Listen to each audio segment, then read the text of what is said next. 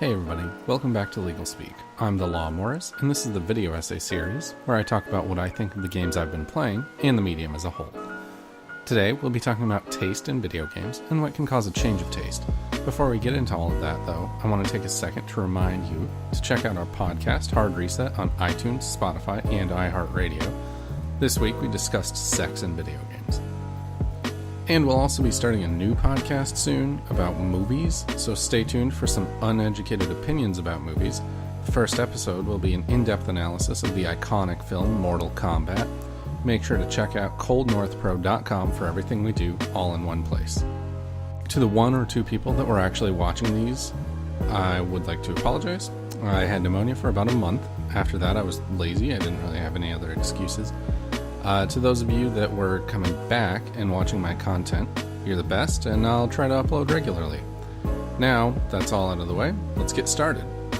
Recently, I played two specific games that made me realize that my personal taste in video games has changed significantly throughout my life, and games that I used to love just don't do it for me anymore. The two games that brought this to the forefront of my mind were Forza Horizon 4 and Soul Calibur 6.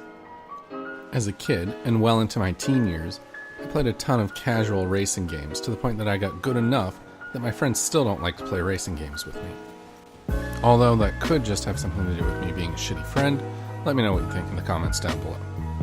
Of course, we all know that it's a bona fide fact that Underground 2 is still the pinnacle of the entire Need for Speed franchise, but long before, and even after Underground 2, I was able to lose entire weekends to grinding away to afford a better car in Need for Speed.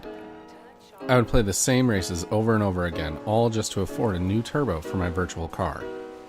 But ever since Underground 2, there has yet to be a racing game that lights a fire in me in the same way. I had high hopes for Need for Speed 2015, but was let down. And then, about a month ago, I got my hopes up again for Forza Horizon 4, but after 4 or 5 hours of the game, I was simply not having fun. It's not that the game was bad. In fact, I could easily tell very early on that it was an excellently crafted game with an immense amount of detail. There just seemed to be something missing. Initially, I chalked it up to simply being a different franchise, one that I just simply don't mesh with, and moved on.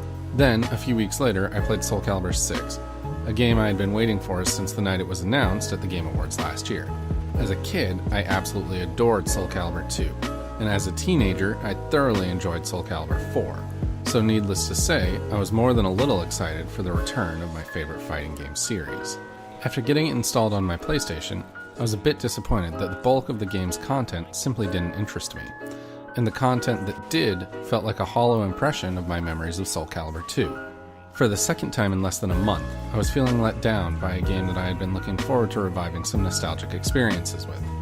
After feeling this way with Soul Calibur, I thought surely it couldn't just be the game, because it was coming from the same series that I used to love. The only explanation could be that I had changed. And I undoubtedly have changed. Games I used to love no longer interest me, not because they're bad. The two games that made me reevaluate my own tastes have been given almost universally high scores, and rightfully so, but because I have changed. My interests and what keeps me coming back has changed. I enjoy strategy games and story-based single-player games more than I used to. I've changed as a person, and the way I want to spend my time with my hobbies has changed as well. There's nothing wrong with your tastes changing, so embrace it and let it mold new experiences for you. As I write this, I realize there's no real point to this video aside from just wanting to stress to people to play the games you want to play. If everyone loves Witcher 3 or Red Dead Redemption 2, but you try it and it's just not your cup of tea, and you'd rather go back to playing Diablo Immortal on your phone, by all means do that. Don't let anyone bully you or try to dictate the games you enjoy. Video games are about escapism, so play the games that make you happy. Are there any games or genres that have caused you to notice a drastic change in your own tastes? Let me know what they are in the comments down below. Also, I'm always open to suggestions. Connor Lockett, I haven't forgotten about you. That Detroit video is coming. Thanks everybody for watching. If you have any thoughts or feedback, please feel free to leave it in the comments down below. Again, don't forget to check out our podcast, Hard Reset, on iTunes, Spotify, and iHeartRadio. And head over to coldnorthpro.com for everything we do all in one place.